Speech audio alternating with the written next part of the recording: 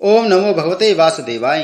नमस्कार दोस्तों, आइए सुनते हैं श्रीमद् भागवत महापुराण की कथा। दोस्तों, आज की कथा में हम वर्णन करेंगे राजा पुरंजन का शिकार खेलने वन में जाना और रानी का कुपित होना। श्री नारद जी कहते हैं, राजन, एक दिन राजा पुरंजन अपना विशाल धनुष, सोने का कवच और अक्षय तरकस धारण कर अपने 11वें सेनापतियों के साथ 5 घोड़ों के शीघ्रगामी रथ में बैठकर पंचप्रस्थ नाम के वन में गया। उस रथ में 2 ईशा दंड बम, 2 पहिए, 1 धुरी, 3 ध्वज दंड, 5 डोरियां, 1 लगाम, 1 सारथी, 1 बैठने का स्थान, 2 जुए, 5 आयुध और 7 आभरण थी। वह 5 प्रकार की चालों से चलता था तथा उसका साजबाज सब सुनहरा था। यद्यपि राजा के लिए अपनी प्रिया को क्षणभर भी छोड़ना कठिन था, किंतु उस दिन उसे शिकार का ऐसा शौक लगा कि उसकी भी परवाह न कर वह बड़े गर्व से धनुष बाण चढ़ाकर आखेट करने लगा। इस समय आसुरी व्रति बढ़ जाने के कारण उसका चित्त बड़ा कठोर और दयाशून्य हो गया था। ऐसे उसने अपने तीखे बाणों से बहुत से निर्दोष जंगली जानवरों का वध कर डाला, जिसकी मांस में अत्यंत आसक्ति हो। वह राजा केवल शास्त्र प्रदर्शित कर्मों के लिए वन में जाकर आवश्यकता अनुसार अन्य सिद्ध पशुओं का वध करे, व्यर्थ पशु हिंसा न करे। शास्त्र इस प्रकार उच्च संकल्प प्रवृत्ति को नियंत्रित करता है। राजन, जो विद्वान इस प्रकार शास्त्र नियत कर्मों का आचरण करता है, वह उस कर्मानुष्ठान से प्राप्त हुए ज्ञान के कारणभूत कर्मों से लिप्त नहीं होता। नहीं तो मनमाना कर्म करने से मनुष्य अभिमान के वशूत होकर कर्मों में बंध जाता है तथा गुण प्रवाह रूप संसार चक्र में पड़कर विवेक बुद्धि के नष्ट हो जाने से अधम योनियों में जन्म लेता है। पुरंजन के तरह तरह के पंखों वाले बाणों से छिन्न भिन्न होकर अनेकों जीव बड़े कष्ट के साथ प्राण त्यागने लगे। उसका वह निर्दयता पूर्ण जीव संहार देखकर सभी दयालु पुरुष बहुत दुखी हुए। वे इसे सह नहीं सके। इस प्रकार वहां खरगोश, सुअर, भैंसे, नीलगाय, कृष्ण मृग, शाही तथा और भी बहुत से मेध पशुओं का वध करते करते राजा पुरंजन बहुत थक गया।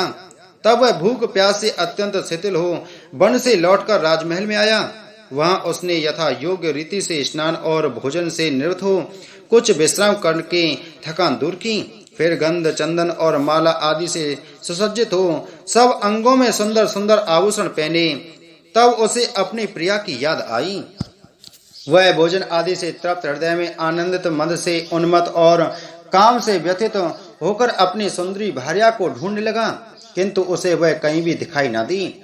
प्राचीन वही तब उसने चित्त में कुछ उदास होकर अंतःपुर की स्त्रियों से पूछा, सुंदरियों, अपनी स्वामिनी के सहित तुम सब पहले की तरह ही कुशल से हो ना?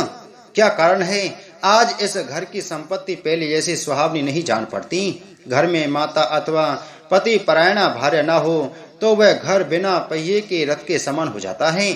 फिर उसमें कौन बुद्धिमान दीन पुरुषों के समान रहना पसंद करेगा? अतः बताओ, वह सुंदरी कहाँ है जो दुख समुद्र में डूबने पर मेरी विवेक बुद्धि को पद पद पर जागृत करके मुझे उस संकट से उबार लेती है? स्त्रियों ने कहा, नरनाथ, मालूम नहीं आज आपकी प्रिया ने क्या ठानी है। शत्रु दमन देखे वे बिना बिछौने के पृथ्वी पर ही पड़ी हुई हैं। श्री नारद जी कहते हैं, राजन, उस स्त्री के संग से राजा पुरंजन का विवेक नष्ट हो चुका था, इसलिए अपनी रानी को पृथ्वी पर अस्त व्यस्त अवस्था में पड़ी देखकर वह अत्यंत व्याकुल हो गया। उसने दुखित हृदय से उसे मधुर वचनों द्वारा बहुत कुछ समझाया, किंतु उसे अपनी प्रेयसी के अंदर अपने प्रति प्रणय कोप का कोई चिन्ह नहीं दिखाई दिया। वह मनाने में भी बहुत कुशल था, इसलिए अब पुरंजन ने उसे धीरे धीरे मनाना आरंभ किया। उसने पहले उसके चरण छुए और फिर गोद में बिठाकर बड़े प्यार से कहने लगा। पुरंजन बोला, सुंदरी, वे सेवक तो निश्चय ही बड़े अभागे हैं, जिनके अपराध करने पर स्वामी उन्हें अपना समझकर शिक्षा के लिए उचित दंड नहीं देते। सेवक को दिया हुआ स्वामी का दंड तो उस पर बड़ा अनुग्रह ही होता है। जो मूर्ख हैं, उन्हीं को क्रोध के कारण अपने हितकारी स्वामी के किए हुए उस उपकार का पता नहीं चलता। सुंदर दंतावली और मनोहर बाहों से शोभा पाने वाली मनस्वनी अब यह क्रोध दूर करो और एक बार मुझे अपना समझकर प्रणय भार तथा लज्जा से झुका हुआ एवं मधुर मुस्कानमयी चितवन से सुशोभित अपना मनोहर मुखड़ा दिखाओ। अहो, भ्रमर पंक्ति के समान नीली अलकावली, उन्मत्त नासिका और सुमधुर वाणी के कारण तुम्हारा वह मुखारविंद कैसा मनमोहक जान पड़ता है। वीर पत्नी, यदि किसी दूसरे ने तुम्हारा कोई अपराध किया हो तो उसे बताओ। यदि वह अपराधी ब्राह्मण कुल का नहीं है तो उसमें उसे अभी दंड देता हूँ। मुझे तो भगवान के भक्तों को छोड़कर त्रिलोकी में अथवा उससे बाहर ऐसा कोई नहीं दिखाई देता जो तुम्हारा अपराध करके निर्भय और आनंद पूर्वक रह सके। प्रिय, मैंने आज तक तुम्हारा मुख कभी तिलकहीन, उदास, मुरझाया हुआ, क्रोध के कारण डरावना, कांतिहीन और स्नेह शून्य नहीं देखा, और न कभी तुम्हारे सुंदर स्तनों को ही शोकाश्रुओं से भीगा तथा बिम्मा फल सदृश अंधेरों को स्त्रग्ध केसर की लाली से रहित देखा है। मैं व्यसनवश तुमसे बिना पूछे शिकार खेलने चला गया, इसलिए अवश्य अपराधी हूँ। फिर भी अपना समझकर तुम मुझ पर प्रसन्न हो जाओ।